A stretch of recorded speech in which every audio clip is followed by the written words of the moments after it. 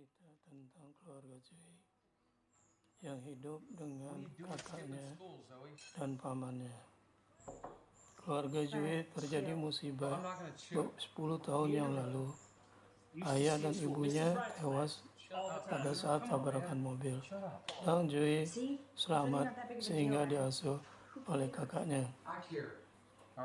Hari ini kakaknya sedang membicarakan tentang sekolah Joey yang beberapa saat yang lalu dia menerima surat dari sekolah bahwa beberapa hari ini Joey tidak masuk, mengakibatkan kakaknya menjadi marah sehingga Joey juga tidak terima dengan kondisi itu. Dia merasa sudah dewasa. Dia pun pergi dari rumah sama pacarnya. Namun terjadi peristiwa tragis di ruang pesta. Pacarnya ternyata sedang bermesraan dengan orang lain. Joey merasa tersinggung karena barusan saja Frank berkata bahwa dia sangat mencintai Joey dan tidak ada orang lain selain Joey. Tentu saja ini membuat Joey patah hati dan sangat bersedih atas peristiwa tersebut. Namun, bukannya peristiwa ini menjadikan Frank menjadi sadar apa yang telah diperbuatnya. Dia meninggalkan Joey di situ karena dia juga tersinggung karena Joey telah memukulnya, sehingga terjadilah perdebatan yang tidak semestinya di tengah jalan. Joey ditinggalkan pulang ke rumah.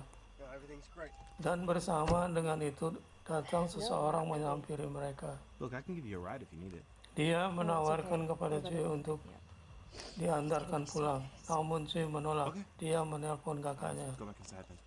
Berulang kali dia menelpon, namun tidak ada jawaban yang dia terima.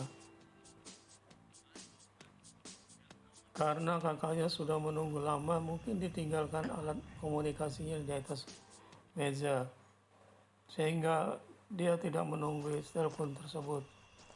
Joey bermaksud akan kembali ke dalam ruang pesta, namun ditunggu oleh orang ketiga yang tadi menunggu di depan, yang langsung memukulnya dan membiusnya, sehingga dia tidak sadar apa yang akan terjadi selanjutnya. Joey dan diamankan, dimasukkan ke dalam bagasi mobil. Dalam kondisi yang tidak sadar tersebut, Joey memang tidak bisa berbuat apa-apa. Begitu dia sadar, dia sudah melihat dirinya dalam satu mobil truk dengan wajah-wajah aneh.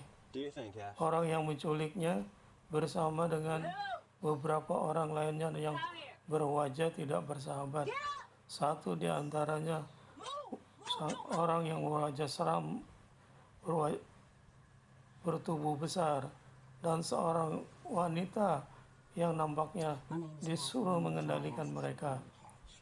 Di situ Joey bersama dua teman lainnya yang juga disekap di dalam mobil tersebut. Ternyata mereka diultimatum akan dijual kepada seseorang yang sebentar lagi akan datang. Dan sebagai giliran pertama adalah Joey.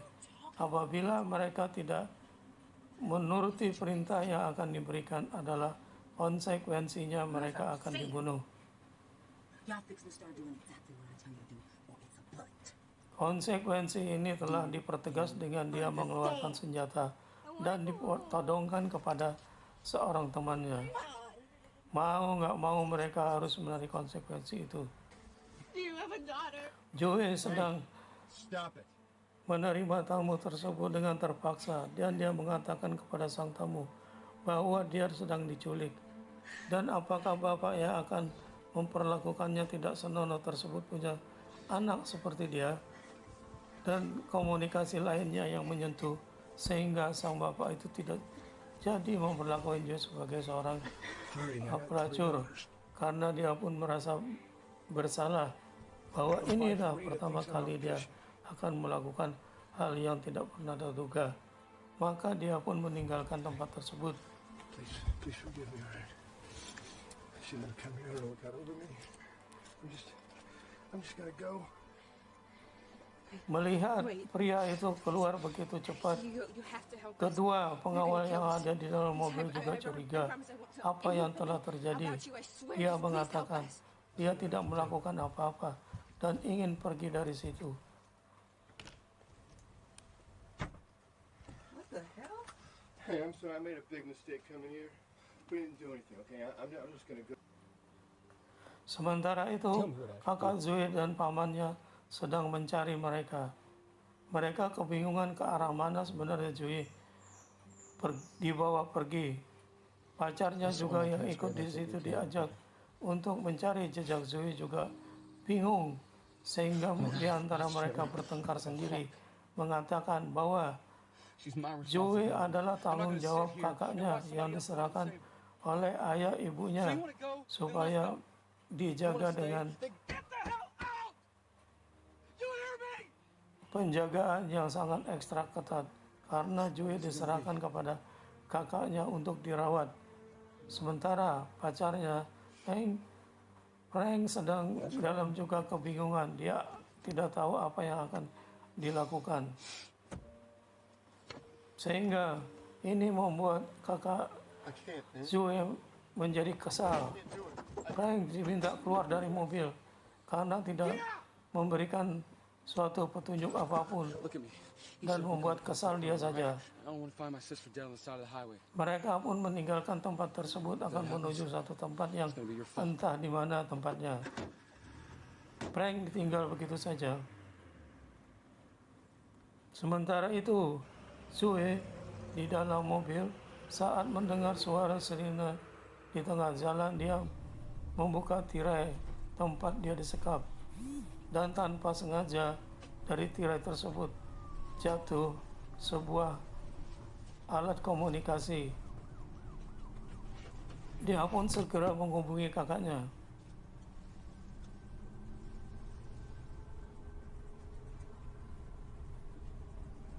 Komunikasi mereka berhasil. Zoe mengatakan di mana lokasi mereka sekarang, sehingga kakaknya bisa menyusulnya. Karena dia memotret lokasi tempat dia sedang berjalan. Kakaknya pun mulai mengerti ke arah mana mereka harus menuju. It's Zoe. Is that yours? Shh. Ternyata I can get any service. mereka sampai di sana sudah diintai oleh sang penculik. Mereka siap-siap menerima kehadiran kakak Zoe dan pamannya. Benar begitu, mereka sampai di sana, sebuah todongan senjata sudah mengarah kepada kakak Zoe dan siap ditembakkan. Apalagi terdengar suara Zoe di dalam mobil yang berteriak memanggil kakaknya. Mereka pun di dalam mobil itu saling bertengkar untuk menyelamatkan diri. Tell him now! Here he comes. Namun sebelum tembakan itu meletus mengarah kepada kakak Zoe, tiba-tiba terdengar suara letusan senjata dari paman Zoe yang datang dengan mobilnya dari jauh. Tentu saja ini mengagetkan sang penculik. Kemudian terjadi pergumulan yang di dalam mobil dan di luar mobil. Tembak-menembak pun terjadi di luar mobil. Sementara di dalam mobil terjadi pergumulan antara si penyekap yang bertubuh besar dengan kakak Zoe. Karena ketidakseimbangan yang terjadi, kakak Zoe kalah dan langsung dibanting di luar mobil.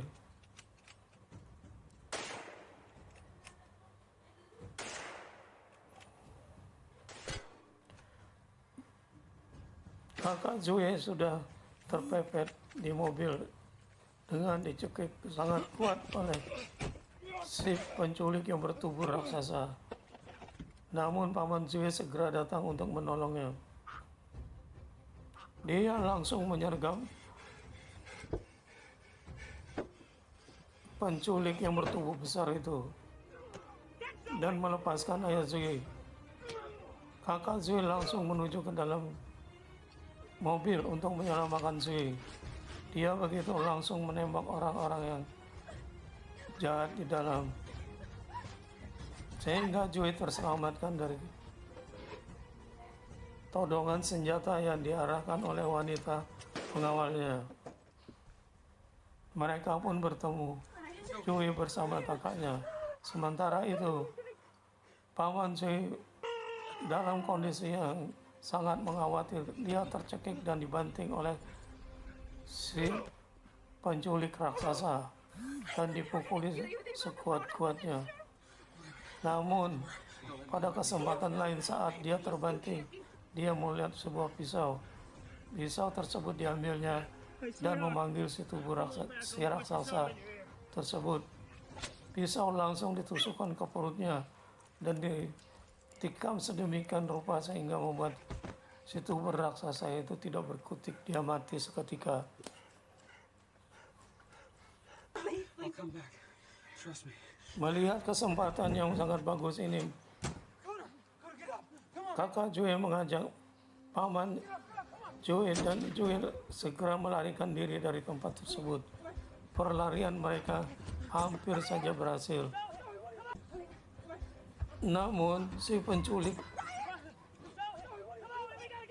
mengarahkan senjatanya dengan sangat hati-hati mengarah kepada mobil mereka. Dan satu tembakan situ telah menghantam kepala paman Zoe sehingga mobil mereka menghantam sebuah pohon dan meledak di sana.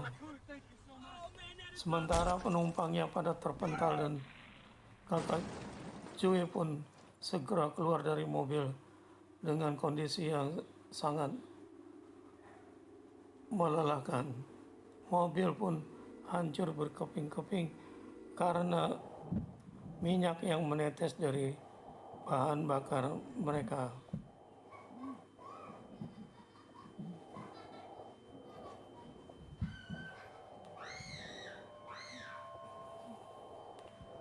Kakak dan Zoe tidak berkutik lagi saat penculik itu mendekati mereka dan membawa mereka, menangkap mereka dan membawa mereka ke suatu tempat.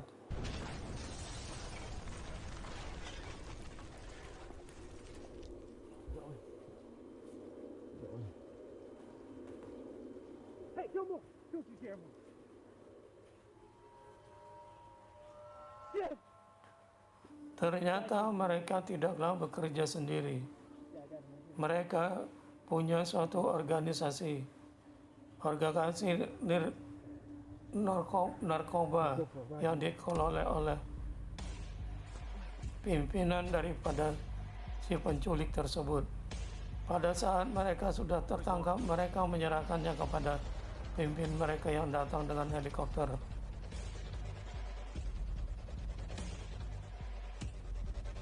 Penyerahan terjadi, kakak Joey disekap, sedangkan Joey disiapkan untuk bekerja di pabrik narkoba tersebut.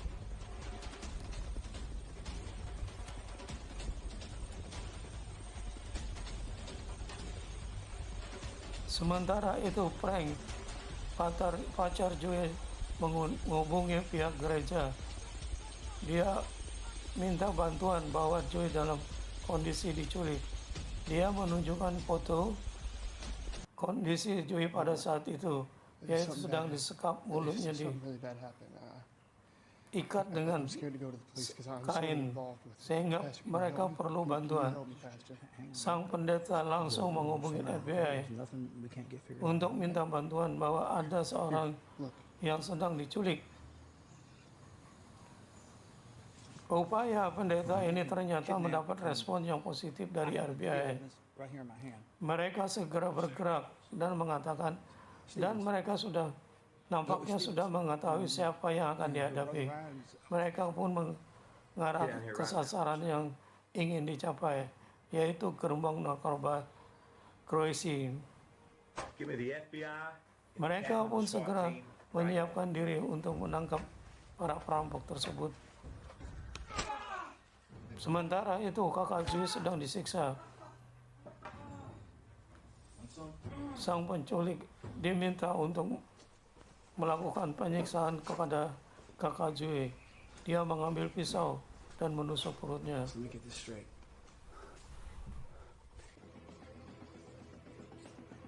Upaya penggerebekan ternyata membawa hasil.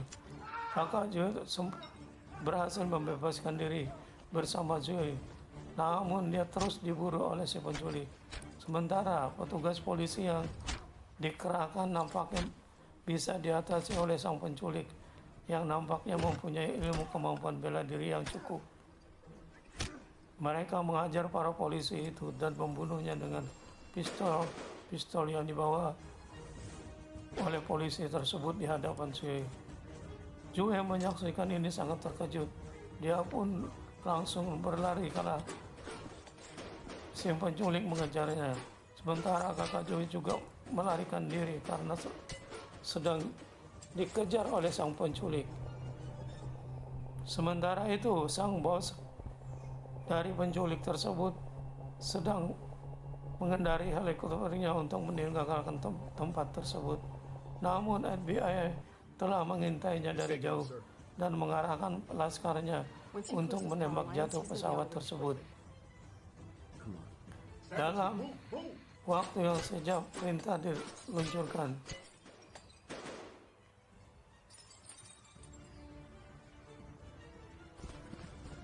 Zoe.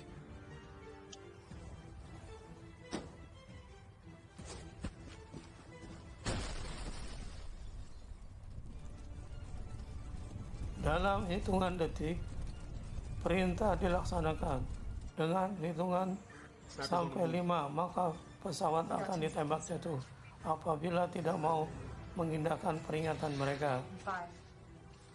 Mereka pun menghitung waktu dan pesawat ditembak mengenai sasaran sehingga jatuh. Jatuhnya pesawat ternyata menghampiri tempat pelarian Joy dan si penculik. Si penculik melihat pesawat bosnya jatuh. Dia sudah patah semangat bahwa upayanya tidak akan bisa berjalan dengan mulus tanpa bantuan bosnya. Ternyata mereka pun dipantau oleh tim FBI bahwa di hutan itu masih ada terjadi pelarian-pelarian. Mereka mengawasi pelarian-pelarian tersebut. Joy terus dikejar, sementara kakaknya juga yang sudah jatuh bangun disiksa oleh sang penculik. Dan perutnya yang sudah dirobek dengan pisau diobok-obok. Joy melihat kondisi kakaknya yang sedang menderita mengambil batu dan memukulkannya ke kepala si penculik sehingga mereka terbebas dari penculik tersebut. Kakak Joy bangkit dengan sekuat tenaga demi melihat kondisi sang penculik tidak dalam kondisi baik. Dia langsung menghempaskannya dan memukulinya di dalam air sehingga dia tidak berkutik lagi. Upaya mereka membawa hasil. Sang penculik itu lemas, tidak berkutik lagi, dan Joy menyaksikan itu. Mereka pun terbebas daripada penculikan tersebut.